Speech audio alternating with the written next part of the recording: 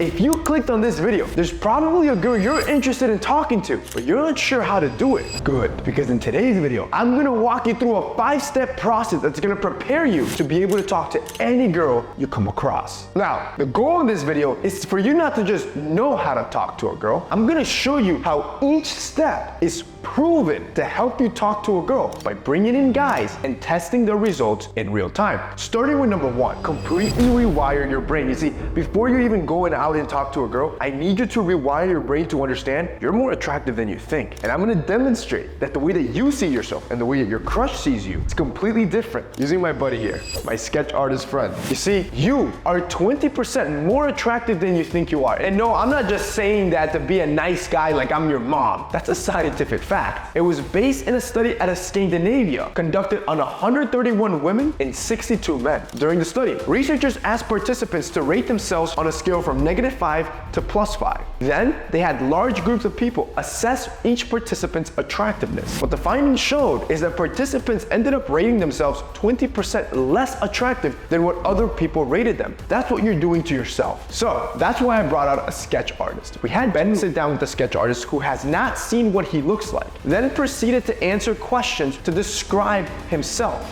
What's your name? My name is Ben. Ben, I'm Brian. How old are you? Just turned 27. 27, nice. How would you describe your facial structure? Is it thin? It's very wide cheekbones. So if you're at a little bit higher body fat, even just let's say 12, 13, 14%, which would be good for most people, because of my facial structure, I look like I have chubby cheeks. Is it something you're insecure about? Maybe you're a bit Yeah. I mean, if I'm at like a higher body fat, yeah, I don't want to be like, perceived as having chubby cheeks. Can you describe a bit about your nose? Probably a little bit wide. Tip, I guess, is a little bit, what do they say, like bulbous. It tends to be red and have some blackheads because I have a little bit of rosacea. Oh, okay. Tell me one insecurity you have about your face, if there's anything you'd want to change. Yeah, I mean, definitely want to continue improving my skin quality. But yeah, it's more just kind of like the redness due to the rosacea. I feel like my pores are kind of enlarged. A lot of people probably just do not care about this stuff, which I totally get. Now, to show you how powerful this is, I also brought in a girl to go on a blind date with Ben, and they spent some time before they met up with the sketch artist. Then, we had the same woman that met James an hour ago sit down with the sketch artist and do the exact same thing that Ben did. The sketch artist asked her questions about how Ben looked, and she would respond. So, can you tell me about the guy you just saw? Yeah, good looking dude. Very good looking dude. Nice jawline, very nice eyes, nice smile. Okay. Can you describe to me a bit more about his eyes? Yeah, they had like a very, I want to say like intense look almost. Just like very like strong eyes, a little bit on the smaller side, kind of like dark bluish, almost like stormy. Would you say it was definitely a prominent feature of his face, or was there something else? Probably, yeah, his eyes and eyebrows definitely, his eyes definitely stood out to me. And can you tell me a bit about his nose shape? A little bit on the larger side, but not in a bad way, very angular, very like nice nose. Was it a feature you think that may have been a bit unattractive in his face, or was it something that kind of gave him more character? Probably more character. Is definitely very, like he had nice facial symmetry. It fit his face well. And how would you describe his skin? Clear, any pimples, acne you picked up on by chance? Fair skin, but not like pale, like definitely like gets outside. Not like any like noticeable acne or anything. Mm-hmm. And I think you mentioned he had a nice smile. Can you go a bit more into detail about that? Yeah, it didn't show any teeth, but just it looked very like warm, inviting.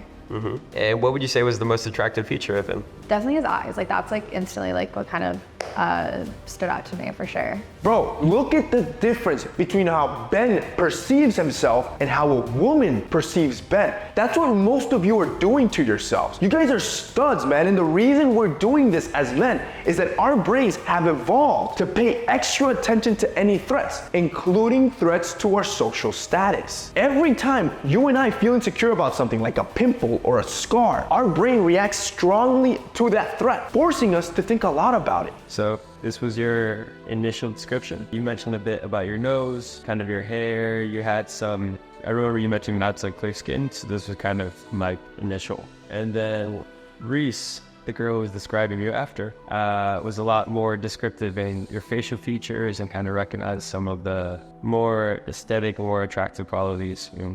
Yeah, no, definitely. They look pretty different. Yeah, I guess I emphasize kind of just my flaws with like my uneven skin tone and redness and pores and stuff, just because that's what I see when I get like up close in front of the camera, like raw, unedited. But then, yeah, I mean, the way that people see me in real life tends to be more positive. Now, with just step 1, I've already primed your mind to change how you think about yourself to understand that you are more attractive. But that's not gonna be enough for you to talk to a girl. I need you to follow all other 5 steps I'm gonna have laid out so you can go from feeling great to doing great with women. This takes us to step number 2. You will study the 10 indicators of interest. You see, the 10 indicators of interest are the things girls subconsciously do when they find a man attractive, and you need to learn them before you talk to a girl you like. Now, one indicator of interest on its own, it doesn't say much, but when she does multiple of them in a single conversation, this is a good sign. Now, to test these 10 indicators, I placed Ben in a separate room with 5 different women. I wanted to see how these women interacted with Ben. Hey.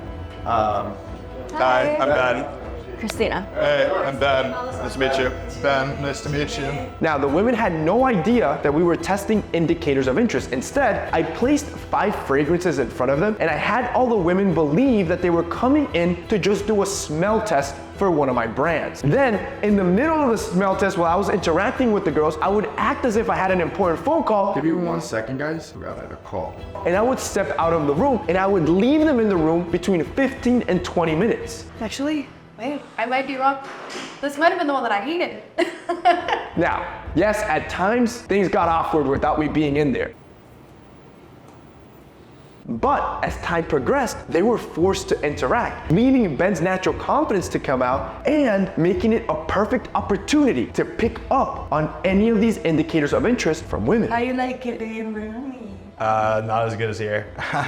But here's where it got even better. At the end of each interaction, we would review the clips and look at how many of the 10 indicators of interest each girl displayed with Ben. So once I would come back, I would tell the girls that the test was over and that they could leave. All right. Thank you. Then I would have James run to catch up to the girl, meet her at the entrance, ask for her number. What we found was interesting. We found the girls that displayed the most indicators of interest from the list that I've already showed you had the highest chance of them being actually interested in giving Ben their number. Awesome. It was nice to meet you. Great meeting you, yeah. We'll see you in another job. Yeah, definitely. Okay. All right. Have a good rest of your day. Bye. What does this mean for you? Is that when you learn these 10 indicators of interest, the next time that you're with a girl, if you see her do 3 or more of any of these indicators of interest, you have a 90% chance of her actually liking you. So before you talk to a girl, I want you to study these indicators of interest. You have to memorize them. That way, every time you talk to a girl, you'll know exactly if she likes you or not. Step 3, use the right facial hair. See, a lot of men believe that going to the gym and getting big is what makes them attractive, but multiple studies have shown that attractiveness all boils down to the face, and the one area you can manipulate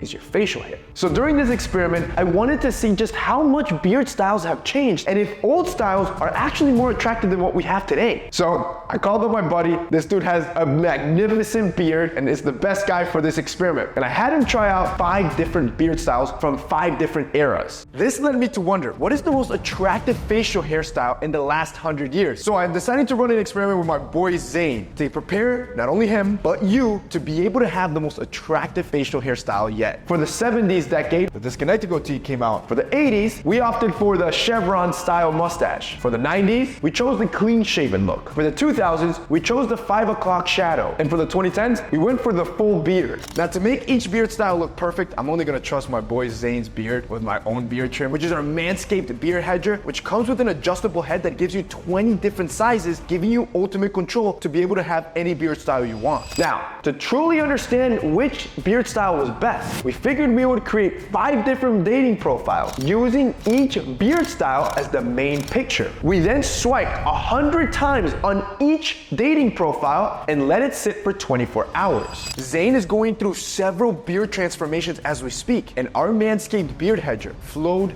seamlessly through each beard style, allowing us to get what we needed. For instance, everything from trimming up a full beard all the way to getting a clean shaven look. A trimmer like this is what every guy needs in their bathroom. I'm gonna be honest with you, these results are incredible. Although matches with the women revealed some interesting results from previous trends. Some of the old styles, like the clean shaven look from the 90s, they actually rated pretty high, and here are the complete results for each beard. For the 1970s disconnected goatee, we had matches. For the 1980s chevron style mustache, we had matches. For the 1990s clean shaven look, we had matches. For the 2000s 5 o'clock shadow look, we had matches. And for the 2010s full-on beard look, we had matches, meaning this was ultimately the most attractive beard style. Look, in the end, our experiment is flawless. It's showing you exactly what you need to do to look as attractive as possible, but to each their own. What you need is a good beard trimmer that can deliver the style that makes you feel as good as possible. And that's what we do with our beard hedger from Manscaped. So if you want to pick one up, you can click the link down below to check them out. I'm gonna have a special discount just for you guys. Now, while we understand that facial hair is important, there's other hair on your body, like the one below your waist, that's equally as important. So, to make sure that you're fully prepared, we ran another study with our company Manscaped. It was a meta-analysis done in 2020 to show you what are the most attractive trim styles for below the belt. Only 6% of women preferred some sort of creative pattern. 16% of women preferred zero hair downstairs. 20% of women preferred everything just natural, no shaving. But the remaining 58% of women preferred some type of trimmed down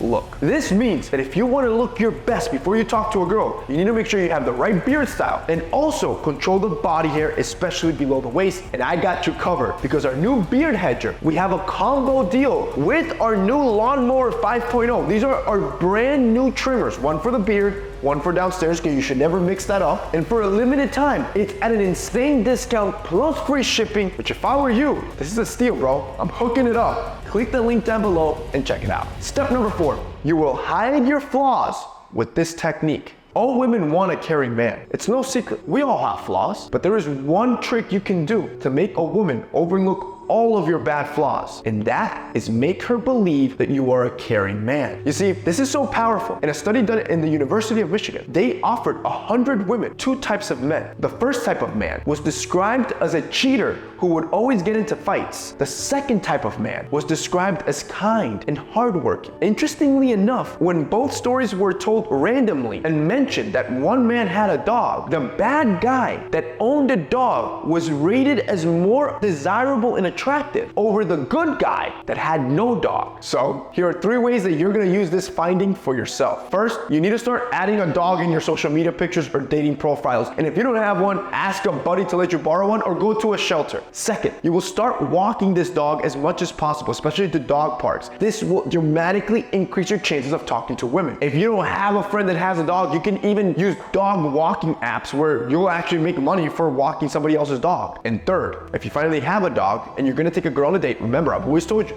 take her to a coffee date. Make sure that coffee bar allows pets. If you pull up with some cute dog to a coffee date, bro, I promise you, you're gonna get that second date. But don't stop here yet, because this final step, step number 5, will seal everything. You will lower your heart rate by normalizing rejection. When I was younger, I was terrified to talk to girls. And that's because every time you get close to a girl, your heart rate spikes. That's why you get nervous. What I realized is that the more you did it, the easier it became. So now that I've prepared you with the 4 previous steps, this final step will prepare you to talk to any girl and never get nervous again. To start, I brought Ben back and I strapped him with a heart rate monitor. And then I had him participate in 3 activities that would spike his heart rate just to try to get a baseline. I had him ride a crowded subway car. Then I had him dance in a corner of a street. And finally, the dude is petrified of heights. I made him walk on the highest building in New York City. Let's just say his heart rate was out the roof, but now we had a baseline. As soon as we were done with all of that, I immediately asked James to just approach the most attractive women he could find in the streets of New York City, and then ask for their number. Excuse me, you know how to get to the Oculus from here? Now, unsurprisingly, of course, his heart rate spiked. But what was the most surprising thing for me now is that when he approached his first girl, his heart rate was so elevated that it was equal to him walking on the tallest building in New York City while having a fear of heights. Do you understand how mind-blowing that is? Now, his heart rate spiked to a level that I didn't think it was gonna be that high, so I had him repeat the process multiple times. Interestingly, every time we did the test with Ben, the heart rate would spike less and less. By the time we did the final approaches, his heart rate was lower than when he got into the subway car when it was all crowded. It was so impressive that by the 10th woman he approached, his heart rate barely changed. Like, dude was no longer nervous, which means that all you gotta do is approach around 10 women to get rid of that anxiety and get to a point that you're confident to talk to any girl. Now, go talk to your crush.